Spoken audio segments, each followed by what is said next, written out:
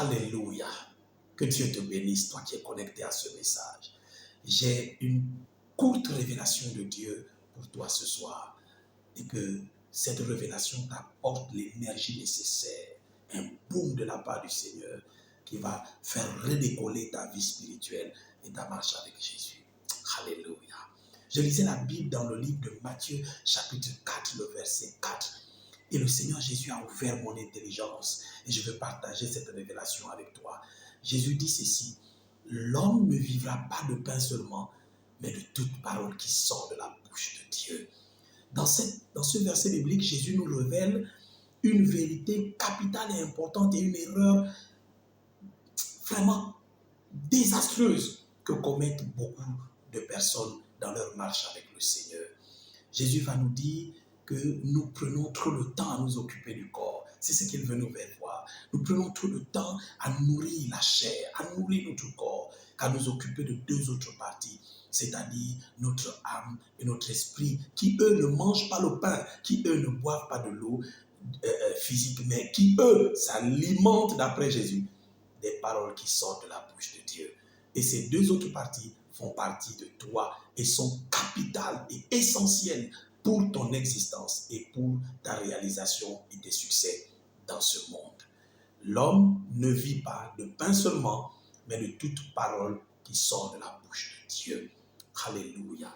Et pendant que le Saint-Esprit poussait la révélation plus loin, voici ce qu'il me disait. Il me disait qu'en réalité, Dieu a plusieurs façons dont il nous parle, plusieurs façons dont il nous adresse cette parole, plusieurs façons dont cette parole sort de sa bouche. Elle peut sortir par trois manières essentielles. Il y en a plusieurs autres, mais je veux retenir trois ce soir sur lesquelles le Saint-Esprit s'est appesanti dans mon cœur. Premièrement, la Bible, sa parole. Deuxièmement, la prière, la communication avec lui dans la prière. Troisièmement, enfin, je parle des autres croyants, des autres frères et des autres personnes que Dieu a mis autour de nous. Ce soir, je vais m'appesantir sur la première façon dont Dieu nous parle, qui est la façon primordiale par laquelle Dieu s'adresse à son peuple et infaillible. C'est la Bible. La Bible, c'est la parole de Dieu. C'est la volonté de Dieu révélée aux hommes. Voici ce que la Bible va nous dire elle-même sur la parole. Elle dit ceci: que ce livre de la loi ne s'éloigne point de ta bouche. Médite-le jour et nuit pour agir fidèlement selon ce qui est écrit. Car c'est alors que tu auras du succès dans tes entreprises. C'est alors que tu réussiras. Dieu attache la réussite de quelqu'un à la méditation de sa parole. La plus grave des erreurs que commettent les chrétiens, c'est de vivre sans la parole de Dieu en eux. C'est de se lever sans méditer la Bible. C'est de négliger leur temps de méditation de la parole de Dieu. Ils y accordent peu d'intérêt. Ils y accordent peu d'importance. Ils sont prêts à déroger à ces temps pour vaquer à autre chose, pour regarder la télévision, pour rester sur les réseaux sociaux. Ils passent très peu de temps à méditer les Saintes Écritures. Je veux te dire que c'est une erreur fatale. C'est une erreur fatale pour ton âme.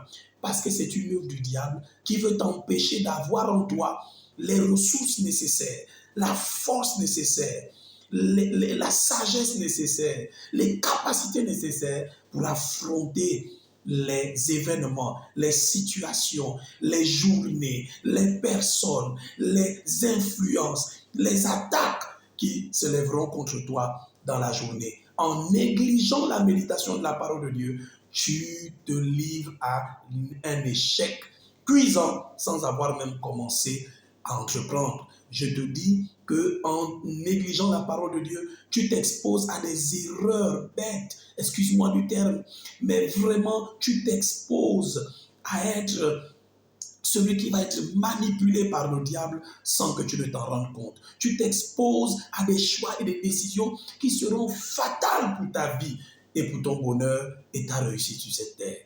Je veux donc te dire ce soir ou ce matin, selon que tu me liras, ressaisis-toi. Considère tes temps de méditation de la parole de Dieu comme étant la chose absolue, primordiale qu'il te faut absolument faire, avoir dans ta vie. Remplis-toi de la parole de Dieu. Charge-toi de la parole de Dieu. Ainsi, tu n'échoueras jamais. Ainsi, tu ne feras jamais de mauvais choix. Ainsi, tout ce que tu entreprendras réussira. Je te dis shalom chez toi et que cette parole te réveille dans les temps de méditation avec le Seigneur et qu'à travers elle, tu retrouves ta santé spirituelle et ta force d'avancer avec Dieu. C'était le pasteur Boris Obama. Shalom chez vous. Amen.